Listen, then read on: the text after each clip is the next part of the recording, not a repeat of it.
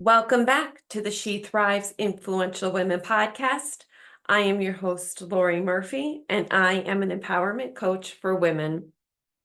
And it is great to have you all back. Thank you so much for tuning in. I'm a little under the weather today, so if I don't sound like my normal upbeat self, it's because I've just been, I've been home all day, just laying on the couch and just feeling very icky, stomach, all that fun stuff. So, um, but I wanted to be able to come on and have an episode because this week there will be no interview. I have no special guest lined up. My husband and I are going to be taking a long weekend break. So I will not have a interview on Friday. But I wanted to make sure that I tuned in, especially because I had something I really wanted to talk about.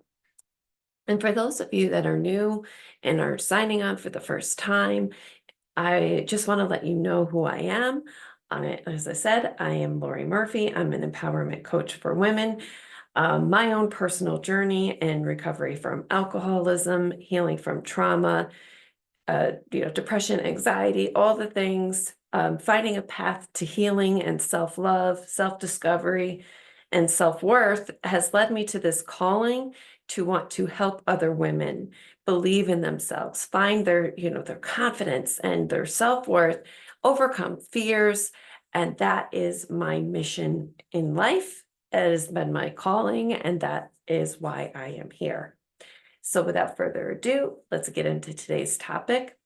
And I think a lot of this has come up for me recently because I've been really diving into certain parts of my childhood, especially when it comes to I'm writing a speech, and a lot of that comes from, a time in my life when I was a child and how I was fearless.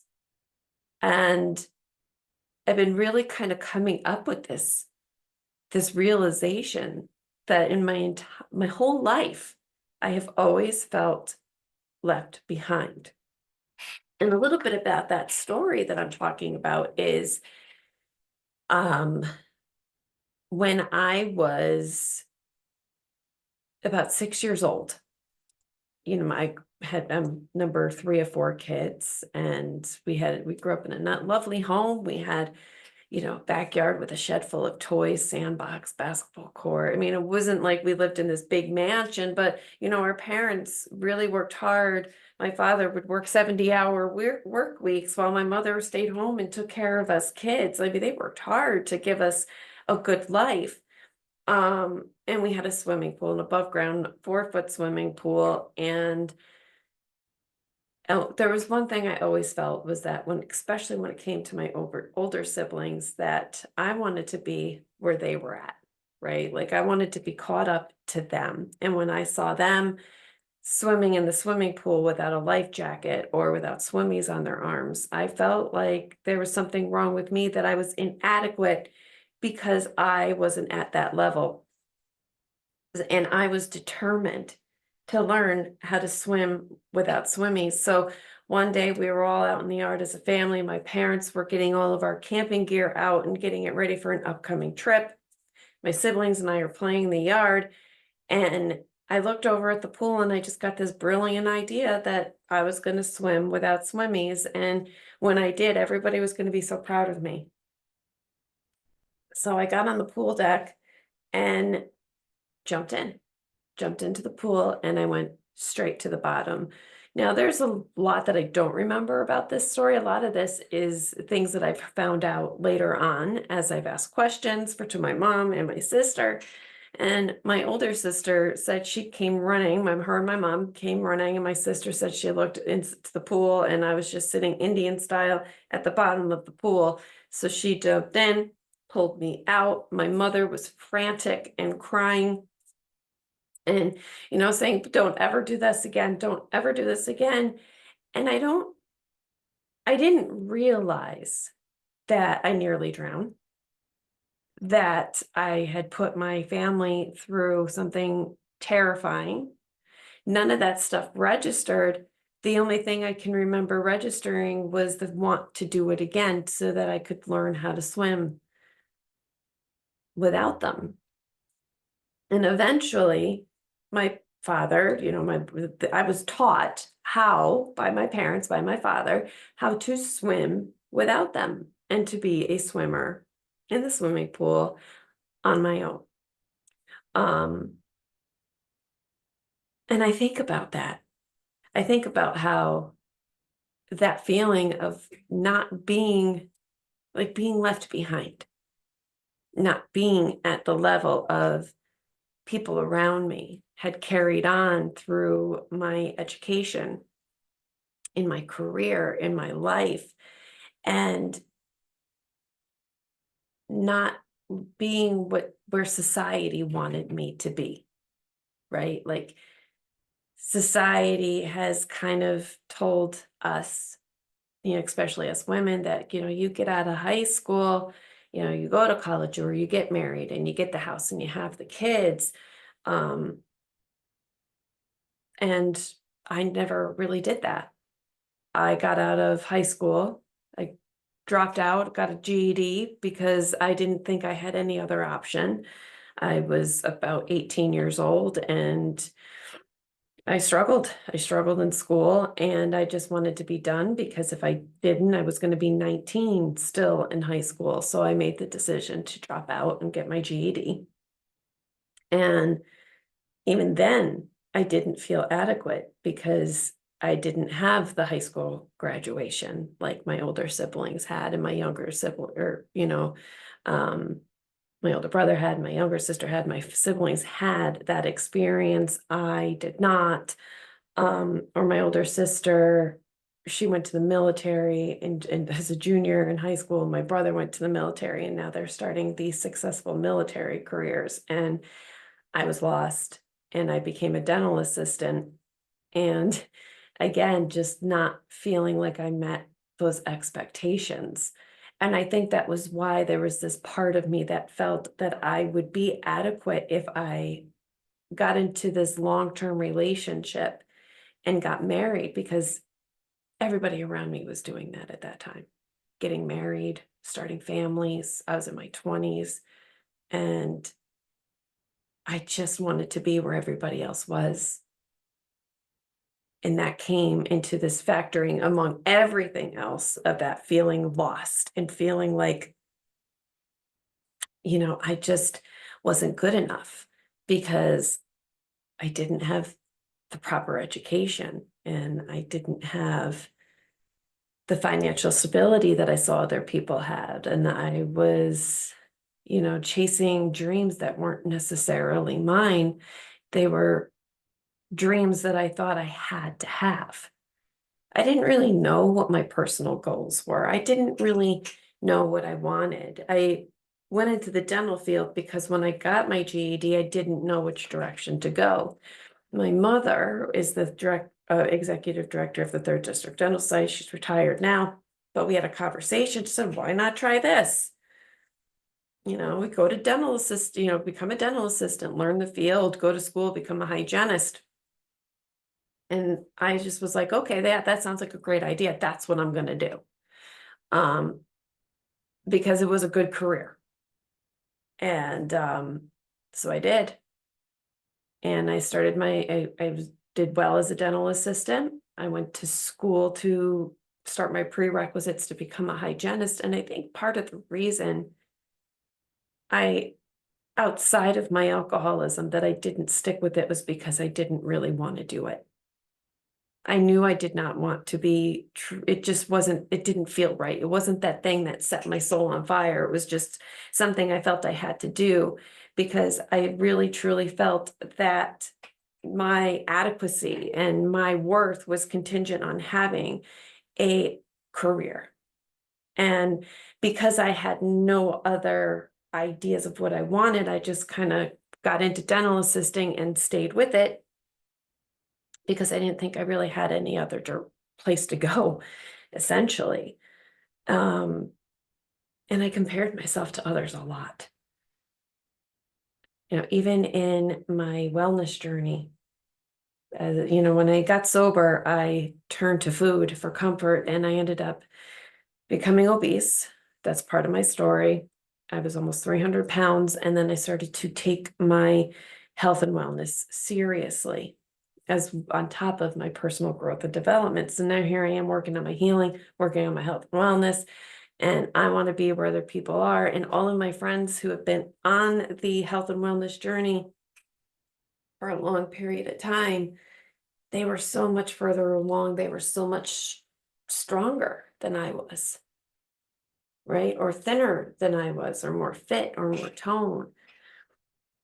And I remember going hiking with my girlfriends and getting frustrated because, we'd start off and they would go flying up that mountain, right? Like they were just going, going, going. And there's me who, former smoker, um, kind of, losing weight, doing the thing. My fitness level is nowhere near theirs.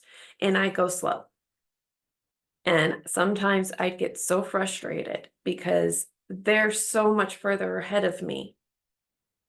And I would feel frustrated and inadequate. And I wasn't good enough to be on this hike with them because they are so much stronger than I am and so much more experienced than I am, that I feel like I'm holding them back because now they have to stop and wait for me to catch up. And I'd be like, you know what? Just keep going.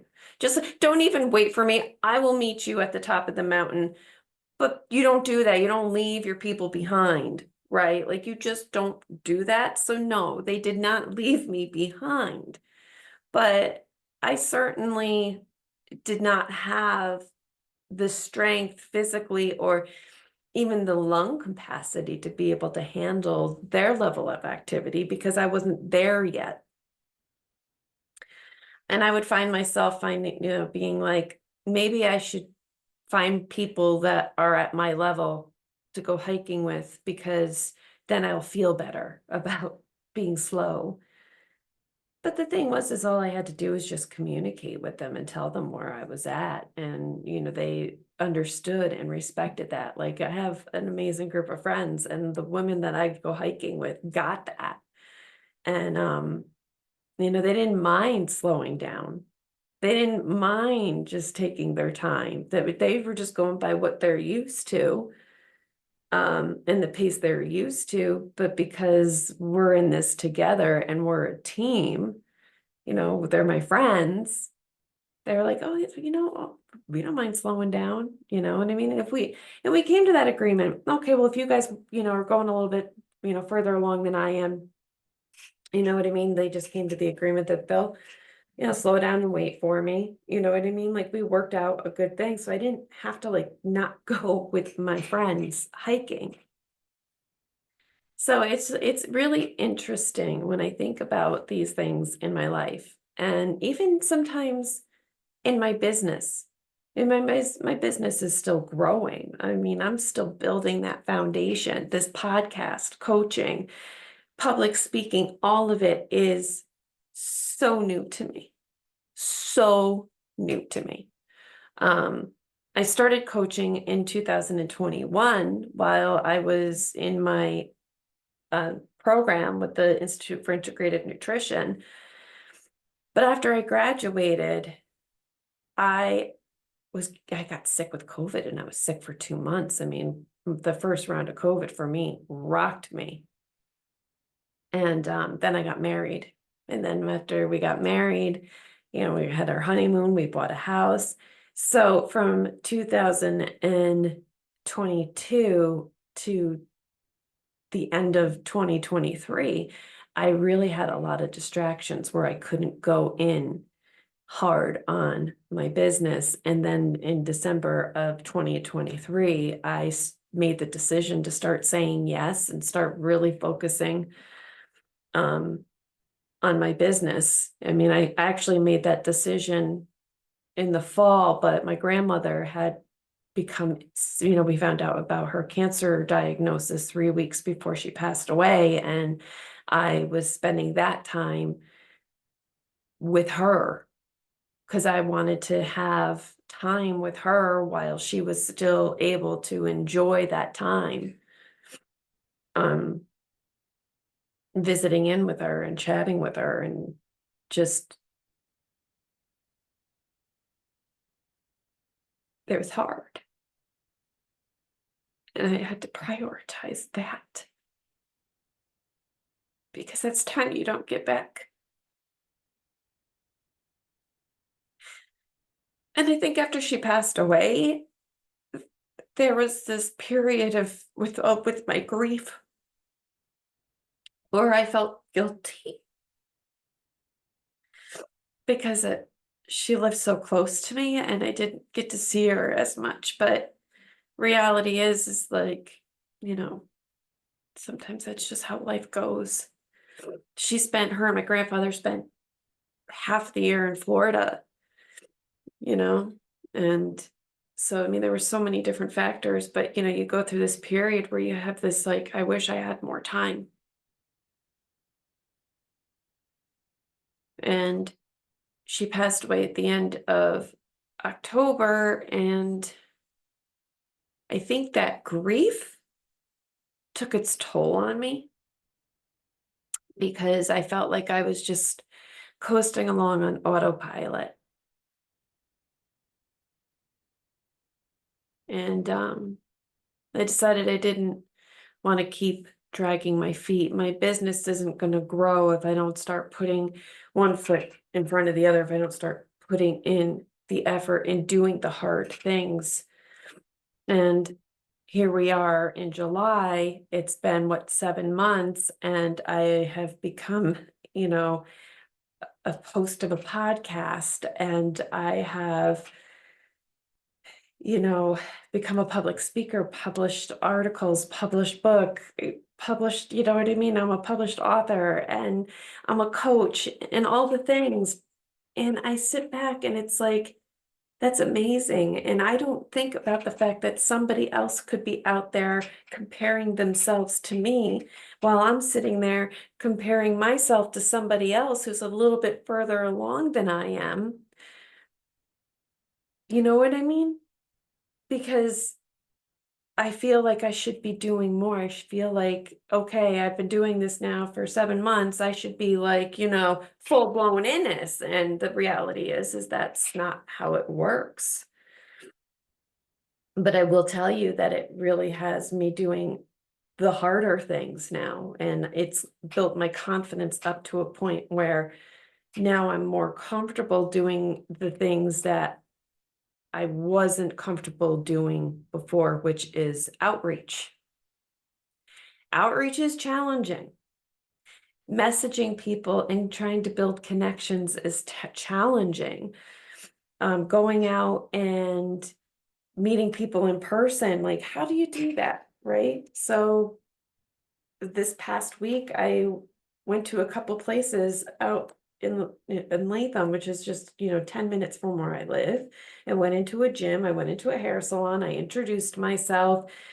Whether or not something comes of it, but it's more or less just trying to get connected with people in the wellness space, introducing myself, telling them what I do, what I'm about, and if there's any way that we could connect further. And, whether it's through, me giving them shout outs on my podcast or, representing them on that capacity, doing a referral, partnership, something to that nature. And I have no idea. I haven't heard from either one of those places. One of them I do have to email. And it's just like, okay, well, here's the thing. If it's not meant to align with you, it's not something that's meant to be, it's not going to be. But I said to myself, you know what, no matter what, I finally took that step in the right direction. And now I'm doing more personal in the community outreach, which held me back. It helps build the confidence and makes me feel more adequate and less, I don't know how to say it, like less, I feel more confident. We'll just lead with that,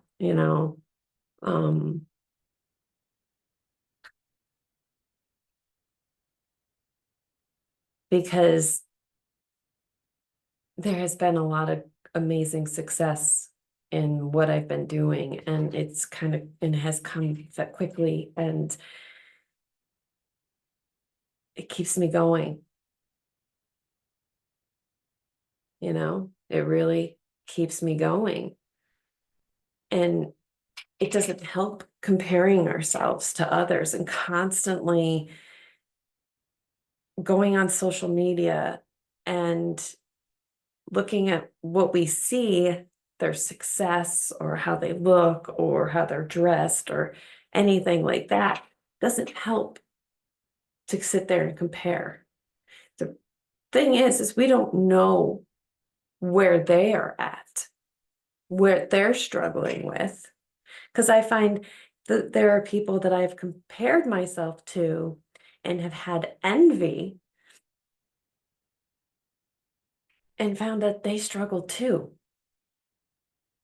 Found out that they wished they were further along too, that they had the same feelings of inadequacy, or kept telling you that, the social expectations are being hammered on their shoulders, that they need to be like they're, how do I say it? Society often sets benchmarks of success. And if you are not meeting that, then you are unsuccessful. People struggle with it. It's not just me, it's not just you. I mean, I think across the board, everybody has those feelings and they battle the social expectations, and they feel like they should be further along than they are, you know? Pressure from your family. I mean, you've seen it on those, on TV shows or movies where you have like the rich lawyer father pressuring his child or daughter to, get that college degree so that you could take over the firm, and, pressure, pressure, pressure. But what they really want to be doing is they want to be creating art and have a art museum or whatever, doing art shows and have a more simpler life. We see it all the time, it really truly does happen, that pressure to be further along, and you are not successful unless you are where they are. And I felt that way. I felt that way for many, many years, that, I felt like I was unsuccessful. I wasn't where I should be, because my siblings are where they're at. They have successful military careers. My other sister, she graduated from, I think, like 6 years of college, from a top college. She was, did amazing, started an amazing career. They all moved out of state and started their lives. And here I am still in New York, and I'm still struggling. I'm living in my mother's basement. I don't know which way I'm going and what I'm doing with my life. I'm still trying to figure it out. And, they've all moved on. They've gotten married. They're doing their things. And here I am. And I just felt like I needed to make a lot of changes. And I did believe that moving to Colorado in 2018 was going to be my ticket to having success and having to be able to have what my siblings had and to be where they were, because if they did it, then I should do it too, right? I should move away to get out into this world and learn how to stand on my own 2 feet and be independent. And I'm going to move all the way across the country to a place where I don't know anybody except for like one person. And that's a story for another day, because please. But that was an experience, an eye-opening experience. And I learned a lot from that experience. And I'm grateful for that experience. I'm grateful for, the person involved in that experience, because it helped me grow. I was able to finally see that I needed to work on some things in me. And I didn't need to move across the country to do it. And I stayed here, and I moved out of my mother's basement, and I got my own apartment, and I figured everything out. I figured out how to be independent and take care of myself without having to run for help to my parents every time I struggled with something, that I could figure out a different way, right? Like, and I learned how to heal, and I learned how to grow up, and I learned all of these things. And then I got to hear my calling and what I was meant to do. And here I am now in 2024 sharing about it, which is amazing. It is absolutely amazing. So, my message to you is this. I know where you're at. If you are listening to this podcast and you're like, man, she's singing my song right now, right? Like, she is telling my story and it is, hitting me in the core. Then I want you to know that you are not alone and you do not have to stay there. The thing is that you're not inadequate. You're not worthless. You are successful in your own way and you are right where you are supposed to be. Everybody has their own journeys in life. Everybody is successful in different things in their life. Success is not about money and all of the, if you're living in a 400 or 500,000, $250,000 home, or living in a bungalow in a small town with 2 bedrooms and living a modest life. That does it success isn't measured on that. Success isn't measured on the materialistic things or the type of car you drive or the house you have, or if you're a CEO of a company or if you are manager at a McDonald's. Here's the thing. If you're a manager at McDonald's, did you aim for that position? Like, you wanted to move up? You started off doing the fries and then you worked your way up and now you're managing a franchise? And you have 20 people working under you and they're happy? That's success. Are you somebody who battles addiction or alcoholism and you got 3 months of clean time or sobriety? That's success. Are you somebody who stays home and raises your children every day, making sure that they are clothed and fed and safe and loved and nurtured? That's success. Everybody has their own experiences, their own paths, their own callings, their own journeys, and showing up for it each and every single day is success.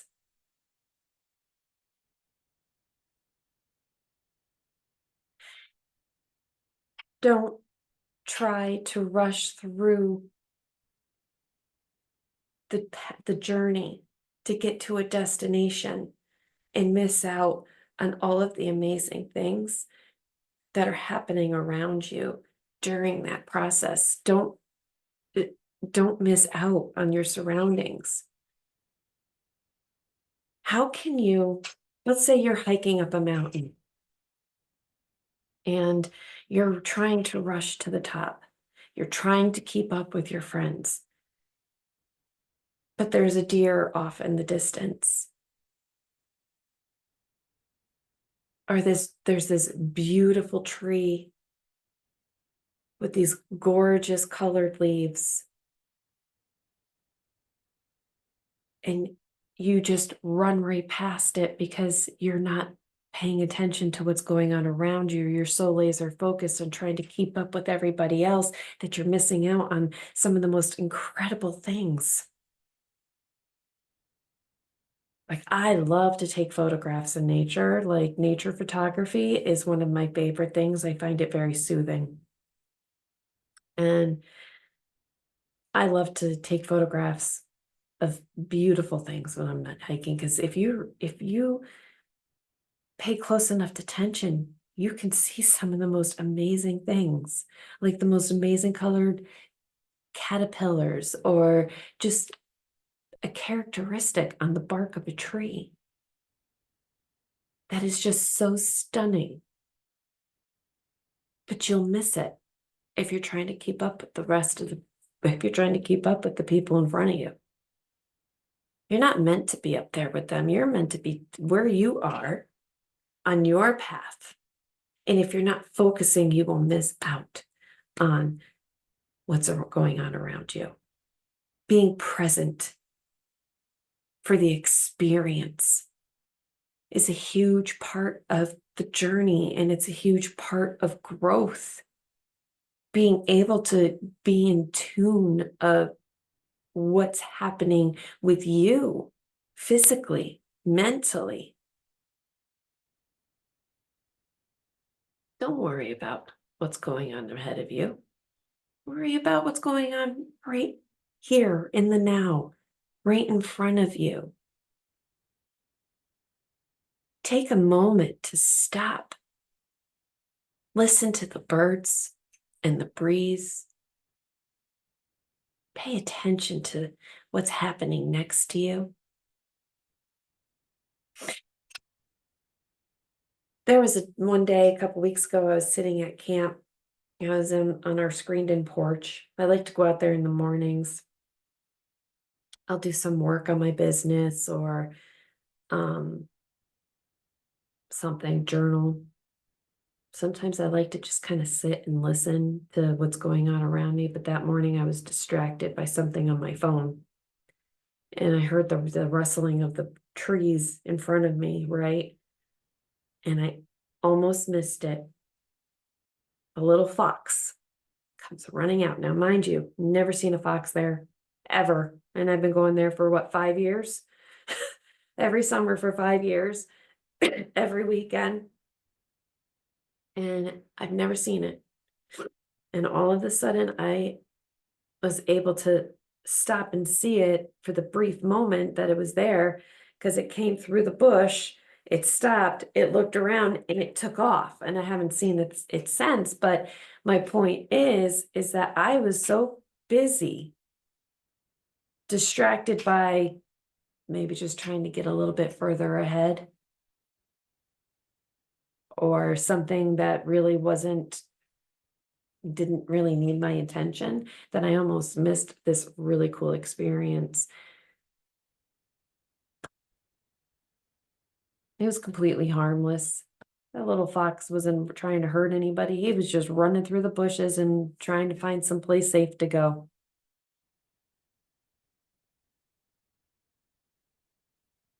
I am definitely somebody that can get distracted. I am definitely somebody who can get wrapped up in something on my phone, whether it's work related or not. And I really am trying to set that intention to be more present. I don't want to miss what's going on around me.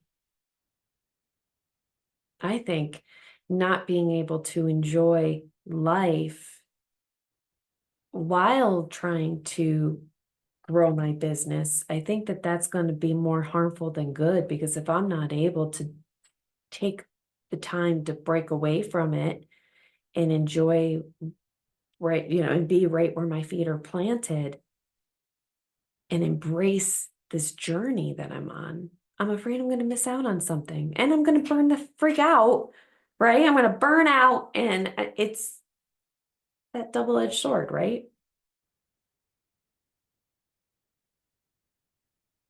So that's why I want to talk about this, is because I don't want you to miss out on the journey and embrace the process of your journey.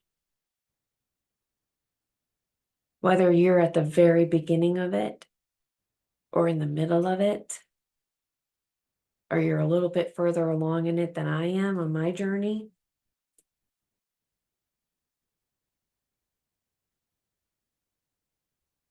Doesn't matter where you are in your journey, just enjoy the process, enjoy what's happening around you.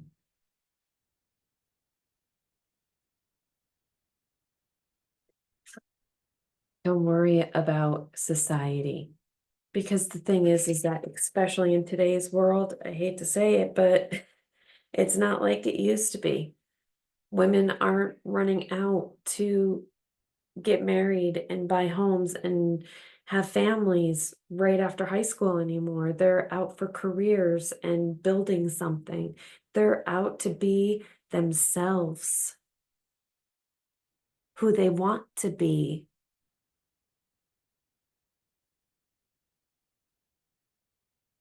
Not everybody wants to be a mother, and that's okay. There's nothing wrong with that. And there are women that want to get out of school and get right into marriage and starting their families. And guess what? That's perfectly okay too. That's your journey. That's what you're meant for. That's what you're here for. You are just as amazing. You are just as adequate. You are just as incredible and strong and capable and worthy, no matter what it is you're called to do.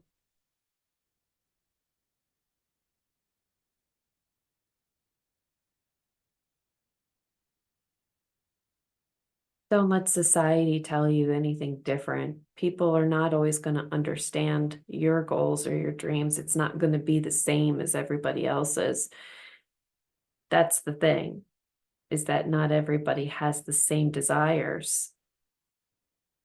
Don't let anybody tell you that you're wrong and that you should be doing this and you should be doing that. They're not living your life. They're not hearing the same calling that you are. I know I've talked about this before. And don't pay attention to the person who might be in a different place than you are, who is on a very similar journey. They've overcome their own obstacles and their own setbacks, and they're still overcoming their own obstacles and setbacks. And this is where you lean on each other. This is where you have each other's backs. This is where you take time to collaborate together. There is so much strength in collaboration and support. You can get so much done. You can get your message out there faster. You can make it happen. Stick with the winners. That's what I was told when I first got sober. Stick with the winners. Because I can even recall in my early recovery, I'd see people celebrating a year or even a few months more than me, and I would be so desperate to want to be where they are. But I was only sober for a month, right? And I used to say, when I would talk to people who had like a few years or more time than me, I'd meet them and they'd be like, how much time do you have? And I'd be like, well, I only have 34 days. And they're like, don't say only. You're a miracle. You have 24 hours. Being sober for 24 hours is freaking huge for somebody who is battling addiction. Every 24 hours is critical, even if you have 30 years. I will be coming up on 13 years in November. But I have today. That's what counts. That's what matters. That's the blessing in all of that. So just like the person who has 72 hours, they just got another 24 hours, well, so did I. The only difference is that I can tell you what worked for me, my experience, my strength, and my hope to help be a guide in your journey. And that is why I coach, not just the alcoholism component, it's everything. It's the woman who comes to me and says that they are desperate, that they want to be able to achieve this, this, and this, and they can't because they don't feel good enough.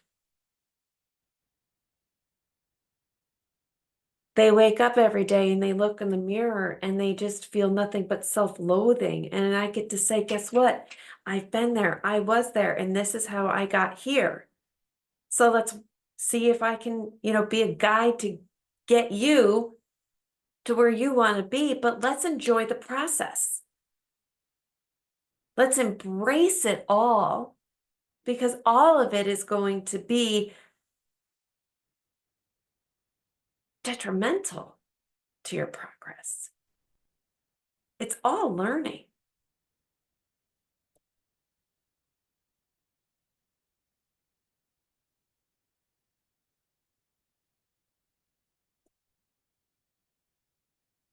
So don't worry about trying to get further ahead or feeling like you need to be in a different place in life because other people are there and you're not. You are exactly where you're supposed to be. You are right where you are supposed to be in this moment. Look at where your feet are planted. I'm telling you, look down at the ground, look at where your feet are planted. Guess what? My feet are planted right on the floor in front of my desk. So that's where I'm supposed to be, in my workspace, talking to all of you on this podcast. That's where I'm supposed to be right now. I'm not thinking about where I got to be in 5 more minutes. Probably be right back on my couch because I'm getting kind of tired because I still don't feel that good. But I'm not really thinking about that. I'm thinking about the now, the here. Where are your feet planted?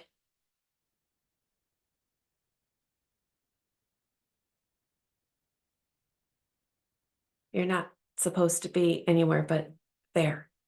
So stay there.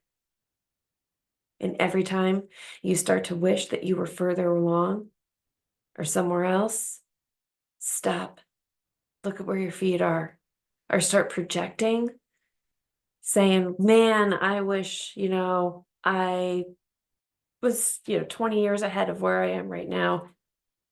Stop, look down, look at your feet. That's where you're supposed to be. Stay there.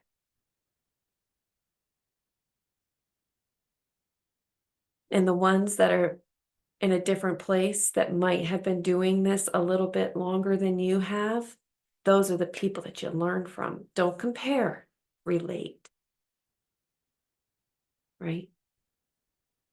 Relate to the struggles that they had and let them be the ones to tell you how they overcame it. Stick with them.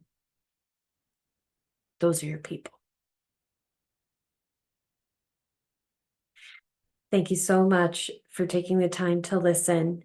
If you haven't already, check out my new ebook, Becoming Whole, A Path to Self-Love. I will put the link in the description of this podcast episode. I would love for you to be able to check this out. And, if you're starting out on your journey, this would be an excellent read for you. So definitely get your copy in your hands.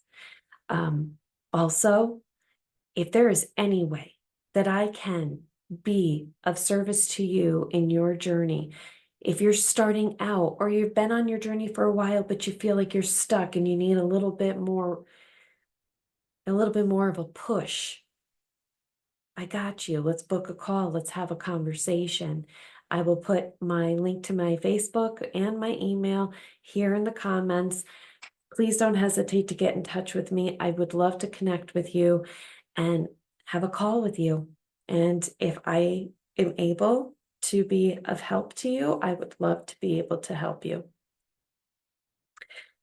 With that, I look forward to next time. Until then, let go of fear and let your spirit shine.